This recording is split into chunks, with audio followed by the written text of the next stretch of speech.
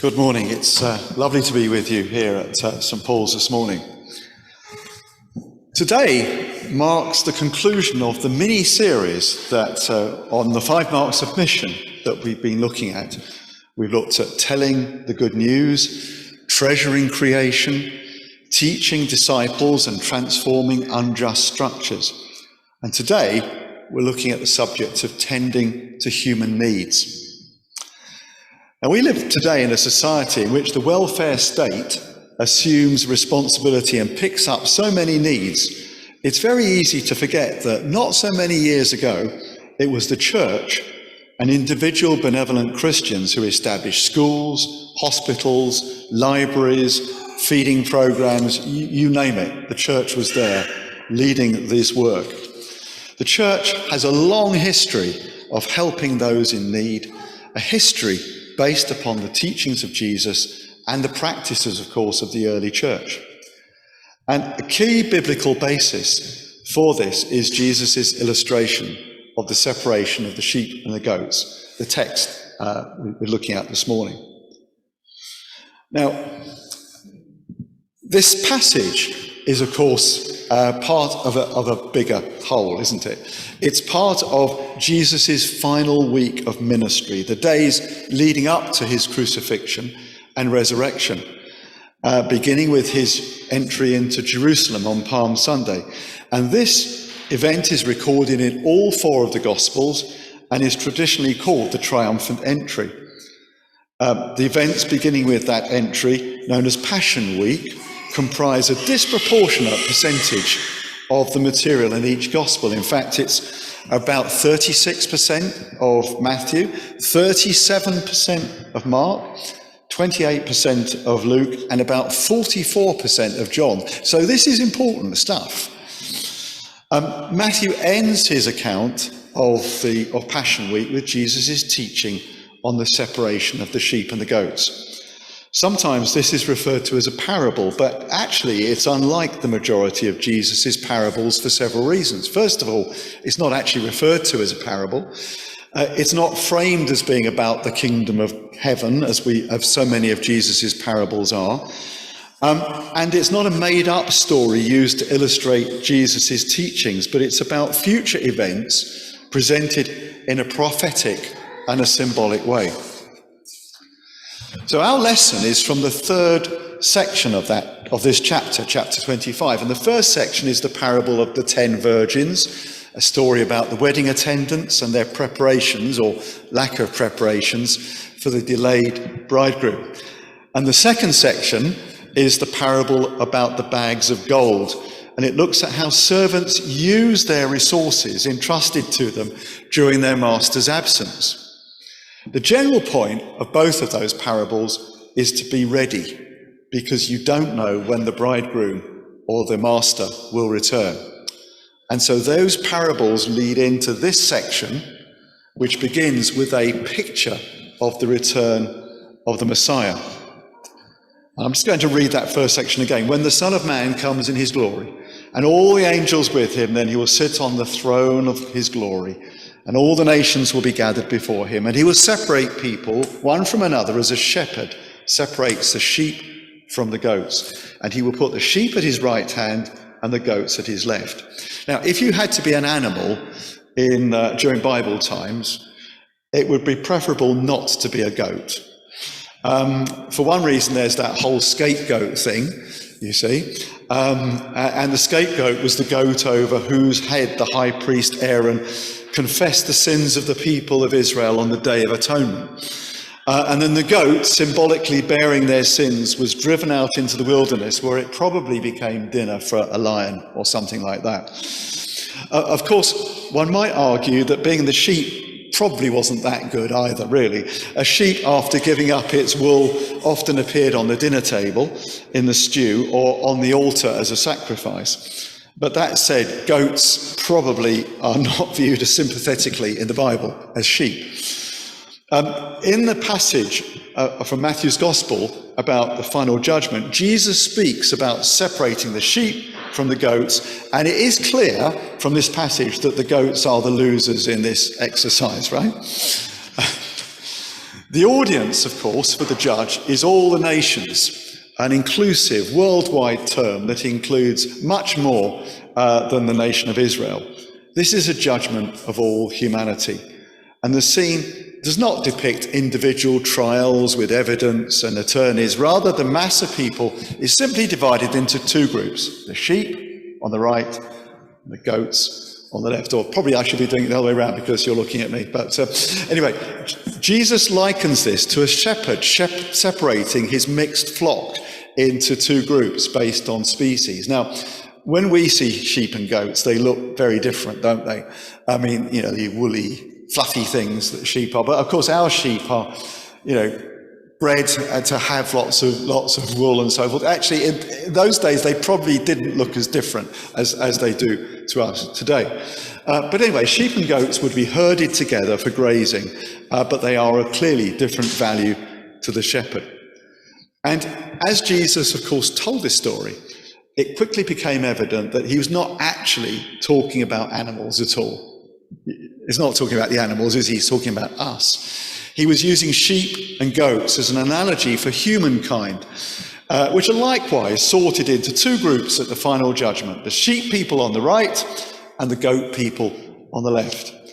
And a striking thing about this account is that unlike sheep and goats, those who have loved their neighbour and those who have not loved their neighbour can ultimately only be distinguished by the Son of Man, a term that Jesus often uses to refer to himself. In other words, he's making the judgment based on whether you have loved your neighbour or whether you haven't. Many of you know of Keith Green. Anyone know of Keith Green, the singer? Keith Green is an American singer. Tragically died in a plane crash, but one of the greatest singer-songwriters I think that has ever lived. A man who actually was incredibly good at putting a message into a song. And he wrote a song about this passage. And he concludes with this statement. And he said, "And the only difference between the sheep and the goats is what they did and they didn't do. Then the king will say to those on his right hand, 'Come, you that are blessed by my Father, inherit the kingdom prepared for you. For I was hungry and you gave me food. I was thirsty and you welcomed me in. And you gave me something to drink. I was a stranger and you welcomed me in. I was naked and you gave me clothing. I was sick and you took care of me. I was in prison and you visited me.' And then the righteous will say, 'Lord, when was it that you were hungry and we gave you food, or thirsty and we gave you something to drink? When was it we saw you a stranger and welcomed you in, or naked and gave you clothing?'" Very logical questions, aren't they? And the king answered them, "Truly I tell you, just as you did it to one of the least of those who are members of my family," not brethren, "but you did it to me." And the sheep are invited to come in and claim the kingdom which is prepared for him. And this is an invitation to enter heaven, for their kingdom has been ready since the creation of the world. And the king gives the basis for this favourable verdict, and it's unlike anything that we would hear in a law court today. The judge lists 6 areas in which they've acted correctly: helping people with lack of water, lack of food, lack of housing, lack of clothes, lack of healthcare, and of course, those unvisited in prison. And all of these acts of kindness are very easy for us to understand, probably unlike the last one, actually, visiting prisoners. And perhaps this is a challenge to us. We can understand giving people clothes, we can understand feeding people, but visiting prisoners, how many of you have done that? And it's a challenge maybe to us, actually. We've got the 2 prisons locally, High Down and Downview. And if Alistair and Jean were here today, you know, Jean has got a passion for a ministry in that area. And it's an incredible experience to be involved in that work, to reach out to people who are frankly incarcerated, and with the opportunity to actually share with them the love that Jesus has for them. And of course, you'll know the work that Chris Moore from St Mary's, it does in this space in terms of actually giving prisoners hope for a future. But all these 6 kindnesses are acts of justice. In a basic sense, righteousness is about doing the right thing, as well as not being guilty of doing the wrong thing. Justice, a similar concept in the Bible to righteousness, is wanting to see the right things done for other people. And the key to understanding this is to understand that true justice is seeing the right thing done for others from God's perspective. When we do things to relieve human suffering, we're doing God's work. This is social justice, one person at a time. And I'm sure you've heard that story as well about the starfish on the beach. That's what it's like, one person at a time. You go and visit one person, it's made a difference to that person's life. And this is a really interesting thing about this passage. If you look at verse 37, and you've got the text in front of you, this group, the righteous, who are offered the riches of heaven, are incredulous at the king's response. They say, well, they don't remember serving the king in that way. When did we relieve his hunger or his thirst, they say? When did they provide housing for him? When did they bring clothes to him? When did we tend you when you were sick or need a friend to nurse him to health? When did they ever make a visit to the prison to provide for the needs of an imprisoned king? And obviously, something else is behind the judging words of the king. It's not about him, is it? And Jesus solves this mystery by identifying the precise objects of the acts of righteousness. They've been kind to one of the least of the brethren. And the king considers such benevolence to be a service to him personally. What you have done for other people, you have done as for me. And the judge, who might never need food, water, shelter, clothes, medical care, or visiting in prison, has a heart of compassion for the unfortunate people who need help. And one of the things that causes people problems with this passage, and you're thinking, why do people have problems? They have problems with this passage because Jesus appears to be saying that salvation is earned by works. And that's, the Bible has this tension between having salvation by faith in Jesus and salvation by works. And clearly, it's not just one or the other here. But here's the thing. Jesus tells the sheep, Jesus tells us that the sheep didn't do what they did with the prospect of winning. The sheep didn't even know that they were doing something that was of value to the shepherd. The sheep did what was right, what they perceived as being right. They weren't doing it to curry favour for the king. The kindnesses were motivated by their own hearts in tune with Jesus', hearts in tune with that of the king. And you'll know of Rudyard Kipling. And Rudyard Kipling referred to his 6 honest serving men. Does anyone know who the 6 honest serving men of Rudyard Kipling were? He said in one of his poems, "I keep 6 honest serving men. They taught me all I knew. Their names are what and why and when and how and where and who."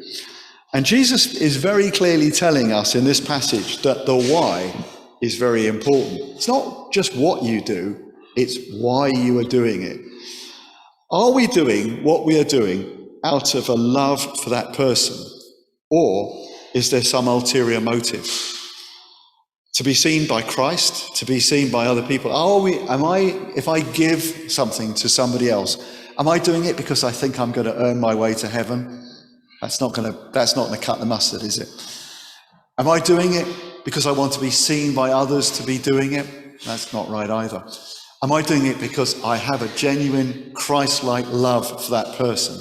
That's what Jesus is looking for. And that's what he's talking about in this passage. These sheep, very sheep-like really, didn't know why they were being separated out. They hadn't served the king in their view.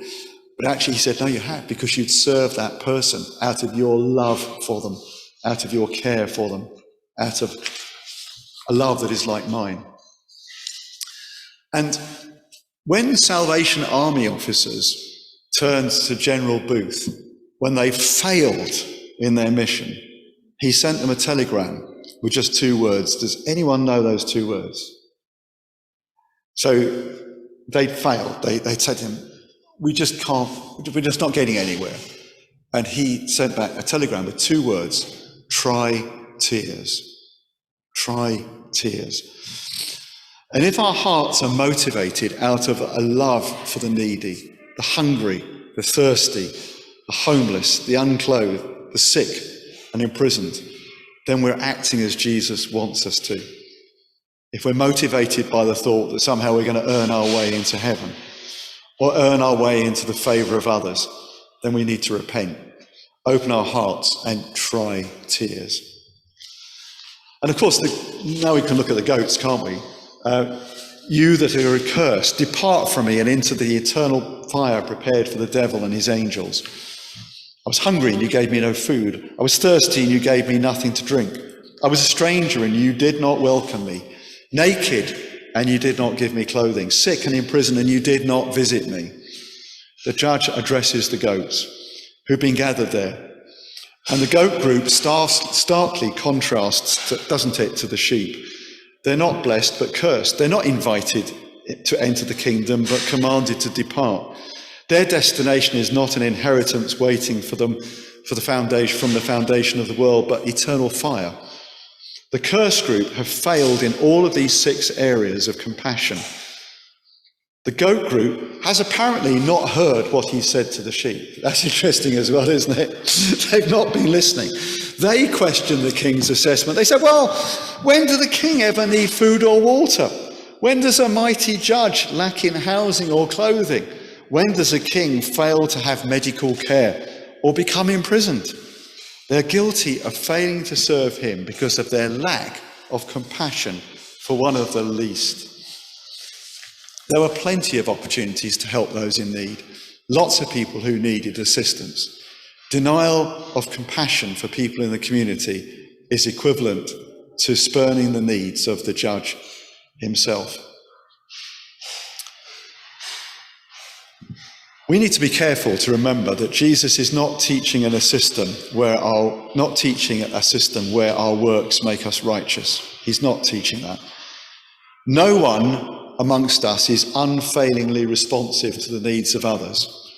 And no one of us is so hard-hearted as to never care about others. It's not black and white, is it? The point is that God, the ultimate judge, does notice what we do and what we don't do. If we want to serve him, we will serve others. He is the servant king. We are acting as Christ. This is justice enacted and righteousness at work. So in conclusion, we don't need to worry about our destination at the final judgment. Rather, we should attend to our attitudes today. Think about your heart. Think about, do I care? And how can I become more caring for those around me? And thinking about the prisoners again, the prisoners aren't around us, are they? I mean, they're deliberately behind bars and behind walls. You have to go out to find a prisoner. You actually, probably in this community, have to go rather further than you think to find people who are really hungry. And we have to find people who are really thirsty. Sometimes our heart needs to go way beyond Nork, way beyond the southeast of England, way beyond this country. We actually have to have hearts that are for the world, a world in which there are many who are sick, many who are hungry, many who are thirsty. But Jesus has a heart of compassion for all. And how can we live in the light of that love? So, if we in any way doubt ourselves, let's take those 2 words from General Booth, try tears. Let's try and find if we can weep for a world that's hurting, that's hungry, that's sick, for people who are persecuted, who are unloved. If we can weep for them and turn that into action, then we are acting as Christ wants us to. Let's pray, shall we? Dear Lord, you seek the broken, to offer healing. Help us not to waste our sorrows on pointless self-pity, but to grow in empathy, courage, patience, and faith, becoming more Christ-like daily as we submit to your will by the power of your Spirit who lives in us. Amen.